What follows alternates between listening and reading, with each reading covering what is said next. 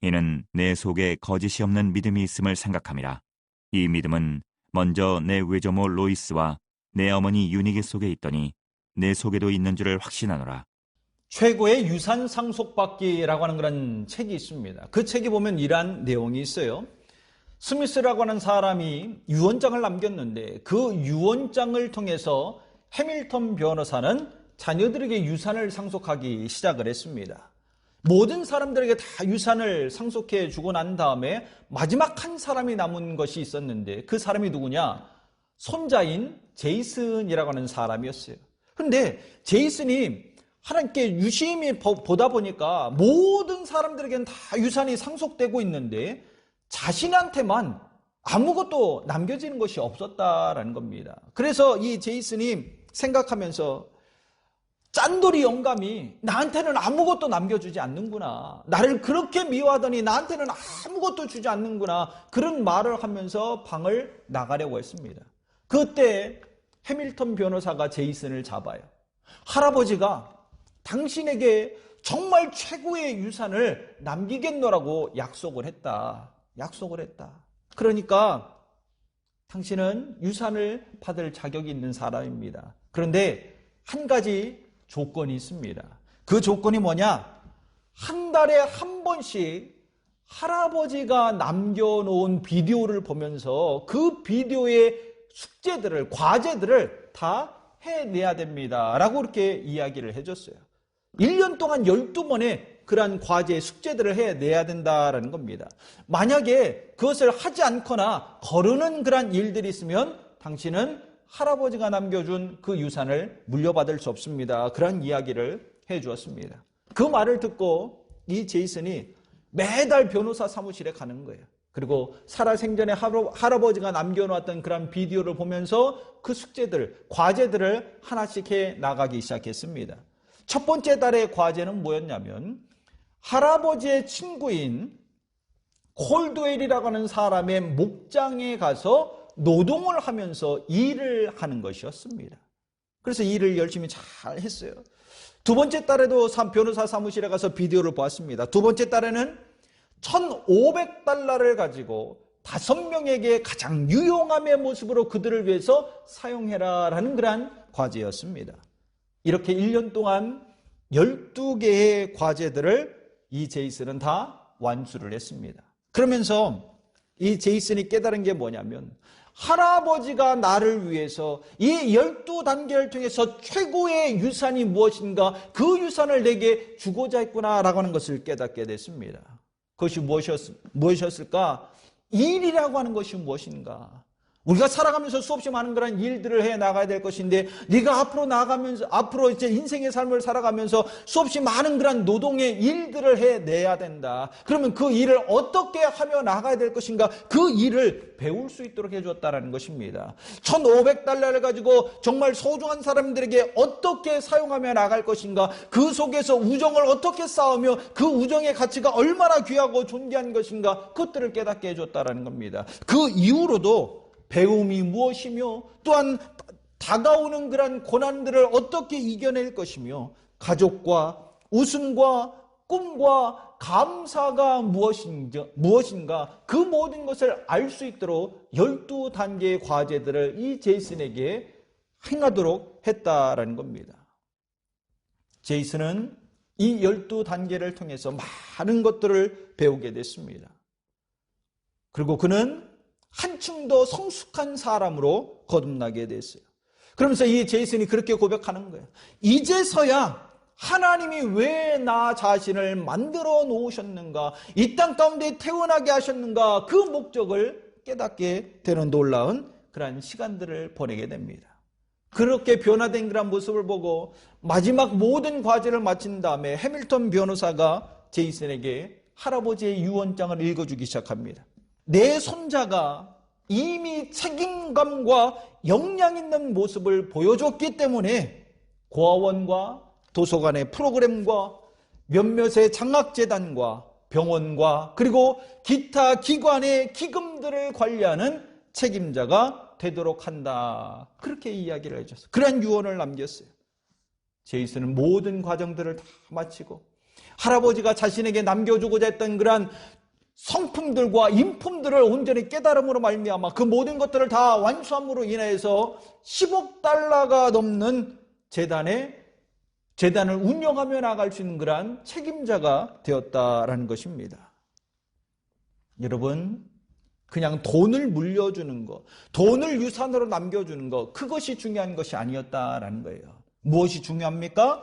올바른 성품을 물려주는 것, 인품을 물려주는 것, 인성을 물려주는 것, 그것이 더 중요했다라는 것입니다. 왜냐하면 올바른 성품을 가지며 나갈 때에 올바른 삶을 살아가게 될 것이고 많은 사람들에게 선한 영향력을 끼치며 나가는 그러한 사람이 될 수 있기 때문에 그런 것입니다. 영국의 속담 가운데 그런 말이 있다고 합니다. 돈이 많은 사람에게는 아들이 없다.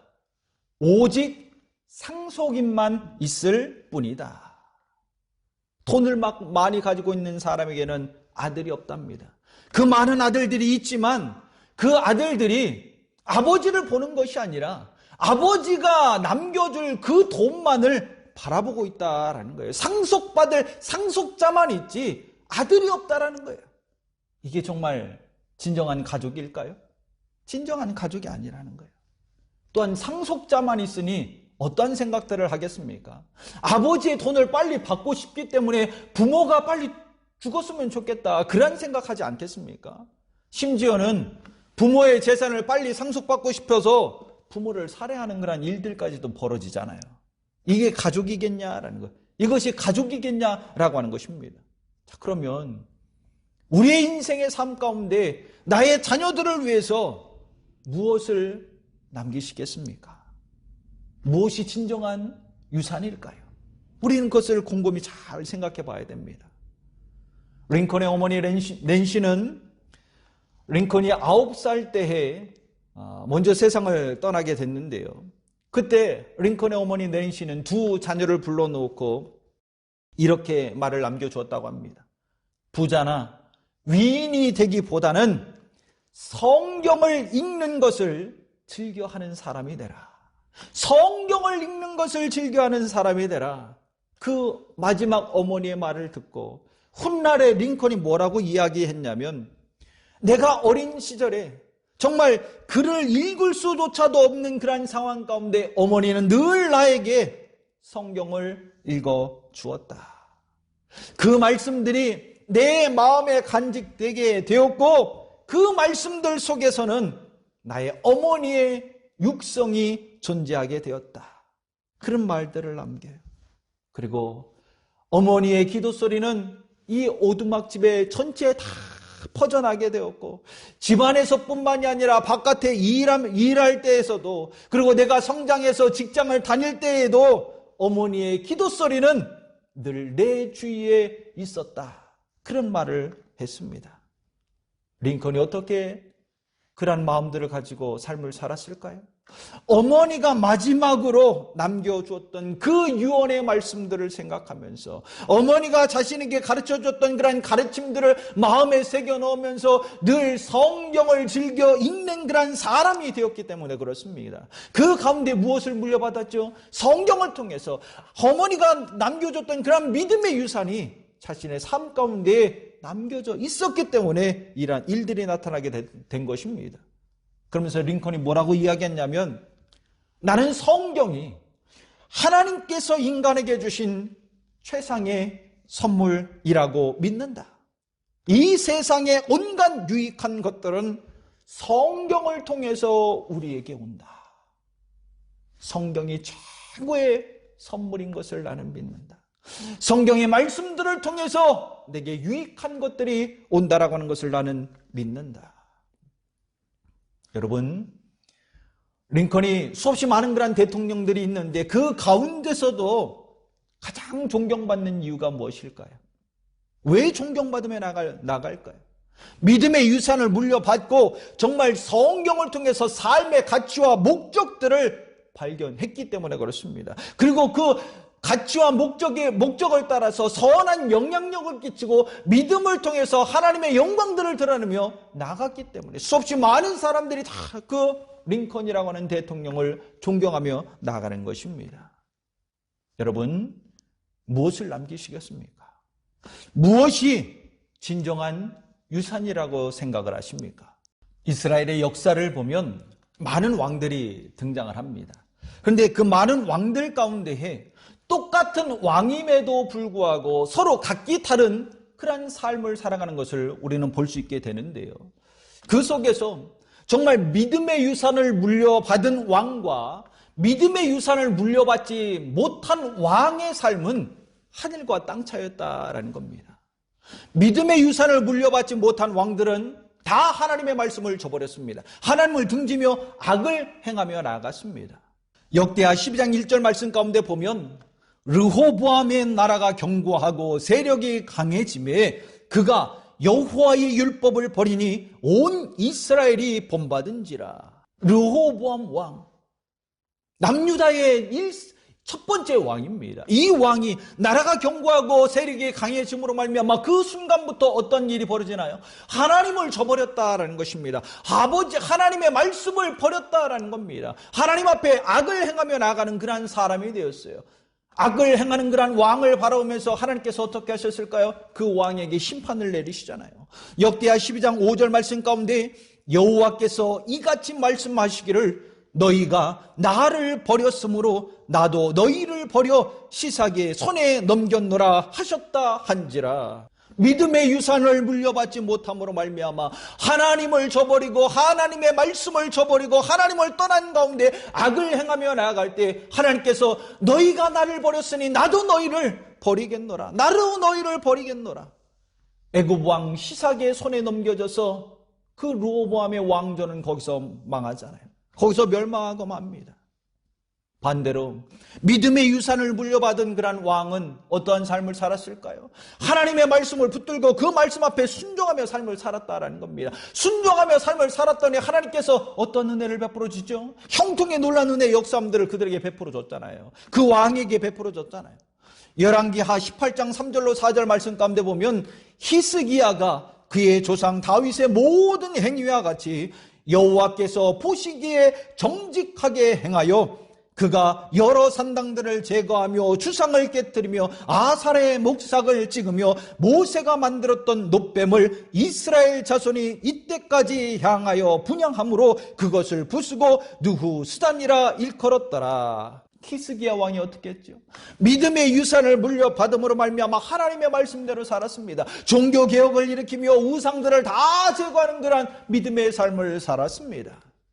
믿음의 유산을 물려받았기 때문에 이러한 삶을 살았던 거예요. 하나님만을 온전히 하면서 믿음의 삶을 살았던 것입니다. 그때 어떤 결과가 벌어졌죠?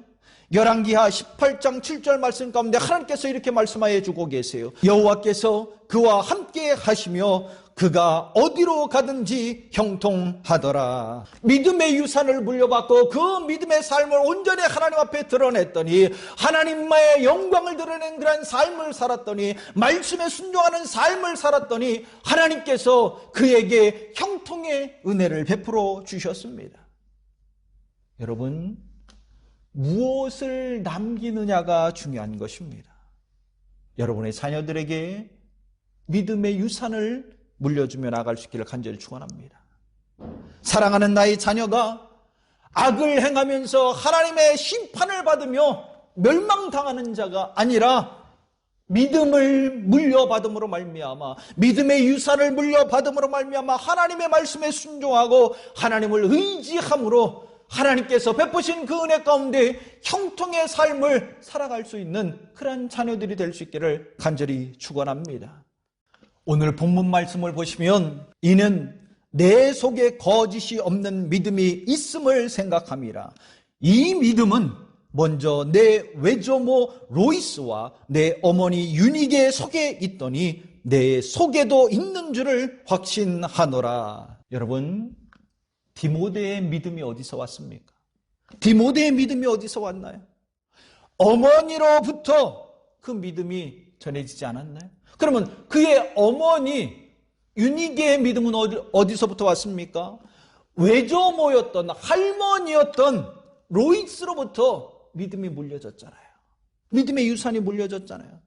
한마디로 할머니로부터 어머니에게 믿음이 물려졌고 어머니로부터 디모데에게, 아들인 디모데에게 믿음이 물려졌다라고 하는 것입니다. 믿음의 유산이 되물림되고 있다라고 하는 거예요. 이처럼 믿음의 유산이 물려지며 나갈 때에 하나님의 영광이 드러나며 나가는 것입니다. 또한 믿음의 유산이 물려지며 나갈 때에 온전한 믿음의 삶을 통해서 하나님의 생명책에 기록되는 그런 은혜를 누리면서 삶을 살아가게 되는 것입니다. 하나님께 은혜를 얻으며 삶을 살아가길 원하십니까?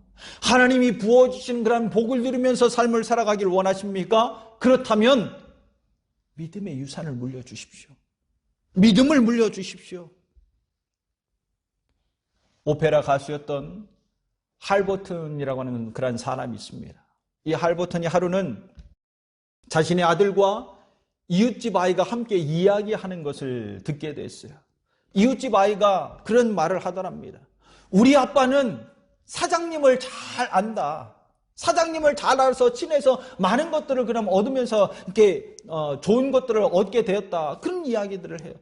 그러자 할버튼의 아들이 뭐라고 이야기하냐면 우리 아빠는 하나님을 잘 안다. 하나님을 잘 안다. 그 말을 들었던 이 할버튼이 눈물을 펑펑 쏟아요. 그리고 서재에 들어가서 막 감사의 눈물을 막 흘립니다. 할버튼의 아들이 어떻게 이런 말을 했을까요? 우리 아빠는 하나님을 잘 안다. 어떻게 이런 말을 했을까요? 할버튼이 늘 보여주었던 것이 믿음의 삶이었다라는 것입니다. 그리고 날마다 자녀에게 하나님에 대한 그런 이야기를 해줬을 것 아닙니까? 그 과정들 속에서 이 아들이 우리 아빠는 하나님을 너무나도 잘 아는 분이다 라고 고백하면서 자신도 믿음이 물려지면서 그 믿음 안에서 하나님을 바라보는 그러한 과정들을 지금 보여주고 있는 상황이다라는 겁니다. 이렇다면 얼마나 자랑스럽겠습니까? 그리고 하나님이 그 광경을 본다면 얼마나 기뻐하시겠습니까?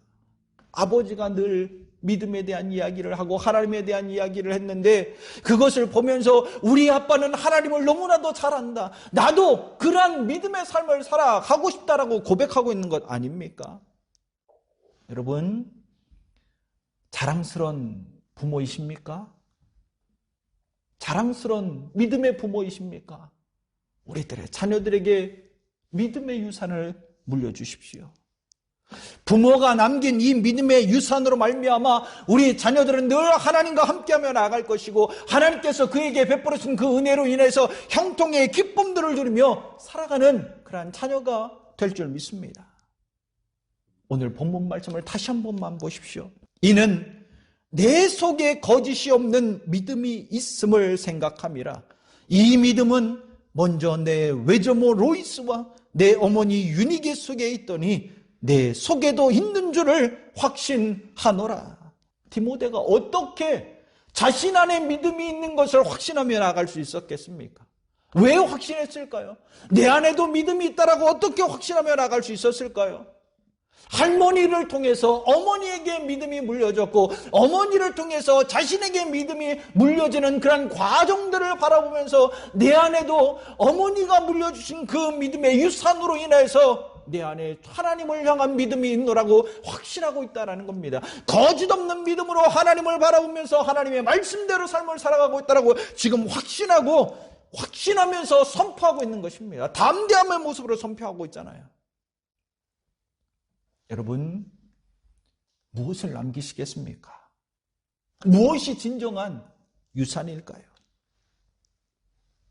하나님을 향한 믿음의 유산을 나의 자녀들에게 물려주며 나아갈 수 있기를 간절히 축원합니다. 이 믿음의 유산을 물려받으며 나아갈 때에 내가 믿음의 삶을 살 때에 그때 하나님의 복이 하나씩 쌓이게 되는 거예요. 쌓이고 쌓여서 그것이 형통의 놀라운 역사로 일어나며 나가는 것 아닙니까? 하나님이 베푸신 그 은혜가 충만함의 모습으로 넘쳐나면서 그 복들을, 그 은혜들을 흘려면서 수없이 많은 사람들을 살며 나가는 그런 믿음의 삶을 살아가는 것 아니던가요? 다시 한번 강조합니다. 내 자녀에게 믿음의 유산을 물려주십시오. 믿음의 유산을 물려주십시오. 믿음보다 귀한 것은 없어요.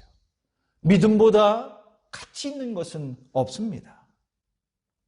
에서라고 하는 그런 사람은 정말 하나님이 축복권이라고 이야기할 수 있는 그런 장자권을 팥죽 한 그릇에 그냥 팔아넘기는 어리석은 일을 했습니다. 그래서 축복권을 다 잃어버리는 어리석은 자가 되었습니다.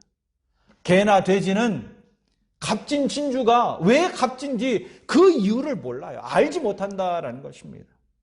여러분, 그러나 나는 먼저 믿었잖아요. 먼저 하나님을 믿은 자로서 그 믿음의 가치가 얼마나 크고 얼마나 귀한 것인가 우리는 알잖아요. 내가 먼저 발견한 자로서 정말 가장 귀하고 가장 가치 있고 가장 큰 복인 그 믿음을 나의 자녀에게 유산으로 물려주며 나갈 수 있기를 간절히 축원합니다. 그로 말미암아 나의 자녀가 그 믿음을 물려받음으로 인해서 구원받고 천국의 소망으로 하나님께서 부어주신 그러한 복을 누리면서 형통의 삶을 살아가는 놀라운 역사가 있기를 간절히 축원합니다.